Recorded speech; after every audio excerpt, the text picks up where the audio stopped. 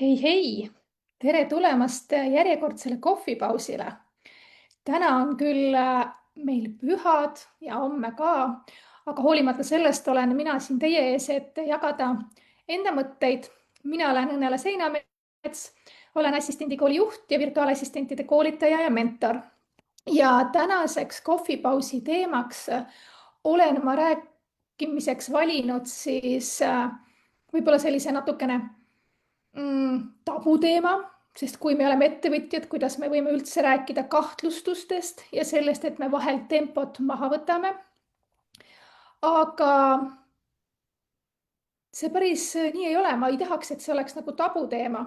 Ma tean küll, et kui me tegeleme ettevõtlusega, siis kõik mõtlevad, et ma pean väga loov olema, mul peab kogu aeg sotsiaalmeedia postitused jooksma, ideed lendavad puh igale poole. Aga mis siis saab, kui ühel hetkel sa lihtsalt enam ei jaksa? Kui sa tahad sellist vaikust, selgust ja rahu, selle asemel, et sul peas oleks selline müra. Mina olen sellises kohas olnud ja see oli päris paha tunne. Ehk me tegelikult laseme kogu aeg endal nagu peas ringi, et ma pean olema kogu aeg nähtav, ma pean kogu aeg midagi mõtlema välja, ma pean kogu aeg ma pean midagi tegema. Aga tegelikult on täiesti normaalne ka see, kui sa vahel tahad olla vaikuses, sest tihti just selles vaikuses või rahus olemises tekivad uued ideed. Ehk et ongi täiesti okei, kui sa korraks teed stopp, võtad aeglasemalt ja arutled endamisi, et kuhu ma üldse liigun ja miks ma seda teen. See, kui me hakkame vahel võib-olla oma tegevuses kahtlema, siis tegelikult see ei ole takistus, vaid pigem see on koht, kus vaadata, kas sinu kompass näitab ikka õigesse suunda. Ja kui me lubame endal tegelikult nende kahtlustega silmitsi seista, siis nad aitavad meil tegelikult oluliselt rohkem mõista meie tegelikke soove ja vajadusi.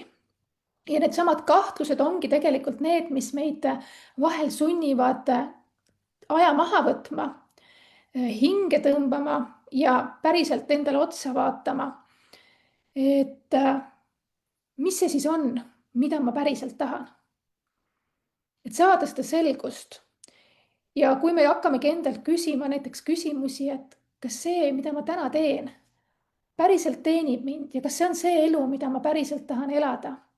Kas see suund, kuhu ma täna liigun, on päriselt see suund, kuhu ma tahan minna? Ja kas see tempo, see rütm, millega ma seda kõike teen, kas see on jätkusuutlik? Ja kui ma nende küsimustele juba natukene vastan, siis ma muutun oluliselt rohkem teadlikumaks. Ja see annabki minu tegevustele oluliselt suurema tähendusrikkuse. Ja sa ei tee siis enam asju lihtsalt tegemise pärast, vaid see ongi sul läbi mõeldud.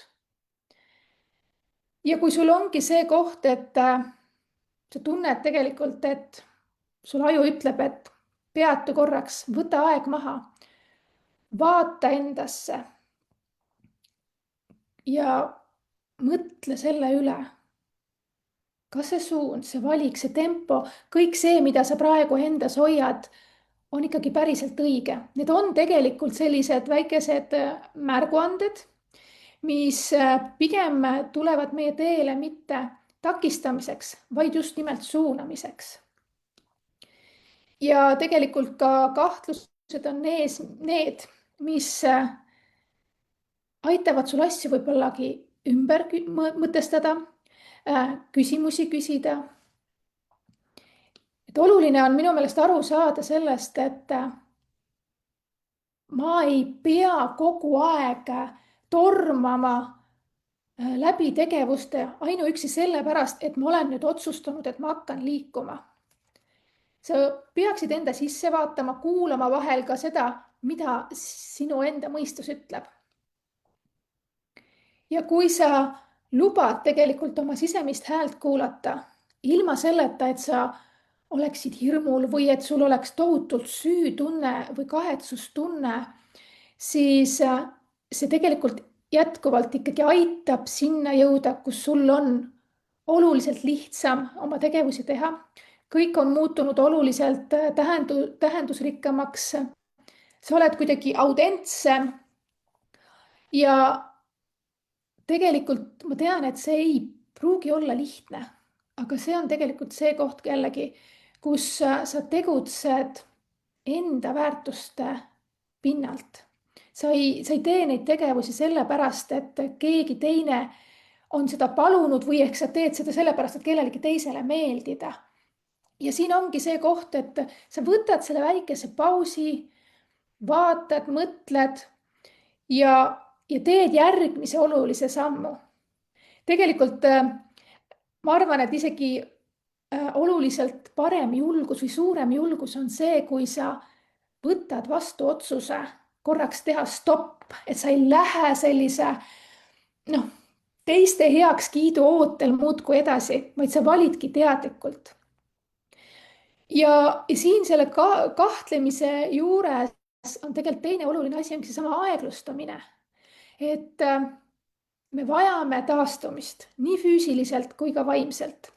ja kui me tunneme, et me oleme kogu aeg pidevas jooksus, et üks ülesanne ajab teist tagasi, üks mõte tuleb kohe juurde, jälle on vaja vahetada sekundite pealt oma rolle, siis võiks mõelda, et kas ma jooksen sellepärast, et mul on selge siht ja sügav tahe seda kõike saavutada, või ma jooksen sellepärast, et mitte vaadata otsa endale sees olevale ebamugavusele, mitte vaadata otsa võib-olla sellele kahtlusele, hirmule, mis meil tegelikult on.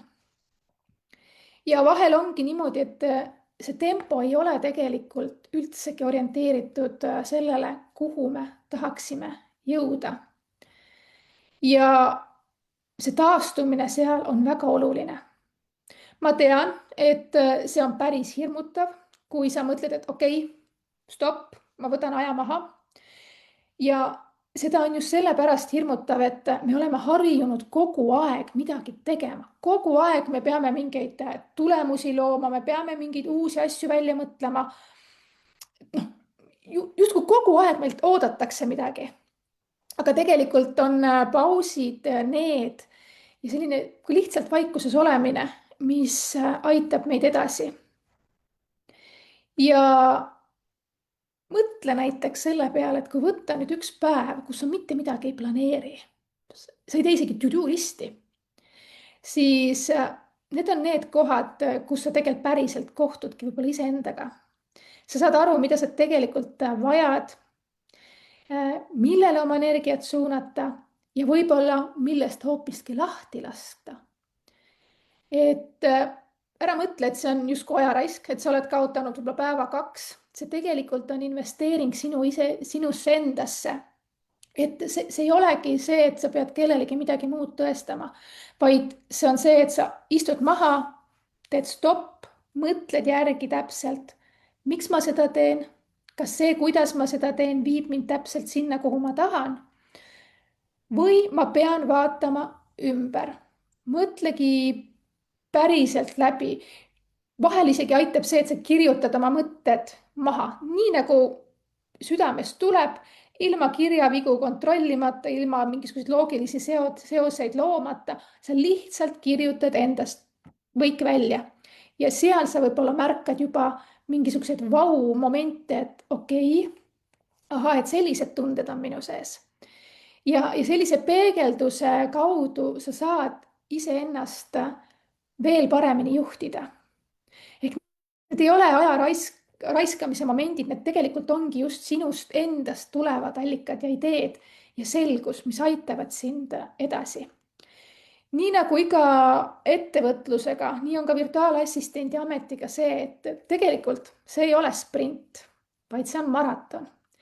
selline, mille jooksul tulevad ette sul tõusud ja mõõnad, ootamatud rajamuutused, kahtlused ja just nimelt need kohad, kus sul vahepeal tuleb korraks maha istuda ja hingata. ja teate, mis täiesti okei on paar sammu tagasi astuda. ja isegi suunda muuta. See on nüüd see koht, kus tegelikult teised ei määra sinu tempot, vaid ikkagi sina ise. Vahel liigud kiiremini, vahel peatud, vahel vaatad ringi ja mõistad, et okei, see vist ikkagi ei ole päriselt see, mida ma tahan. Aga see on oluline taipamine, sest siis sa saad oma suunda korrigeerida ja minna sinna, mis päriselt sind kõnetab. Kui sa täna kahtled, siis tea, sa oled täpselt seal, kus sa olema pead. Ja kui sa täna aeglustad, siis tee seda teadlikult, sest see on päriselt kingitus sinu iseendale. Ja olen ka mina kohanud, et rahu ja selgus tulevad just siis, kui me anname neile rohkem ruumi, et me ei ole pidevas liikumises ja toimetamises ja teistele tõestamises, vaid siis, kui me lasemegi endal olla. Aitäh, et sa olid täna minuga. Kui need mõtted sind kõnetasid, siis jaga, et millal sina viimati päriselt peatusid ja küsisid, kas see, mida ma teen, päriselt on see, mida ma tahan teha. Mõnusat nädala jätku, nautige seda 2 päeva ka puhkamiseks ja just iseendasse vaatamiseks. Tšau!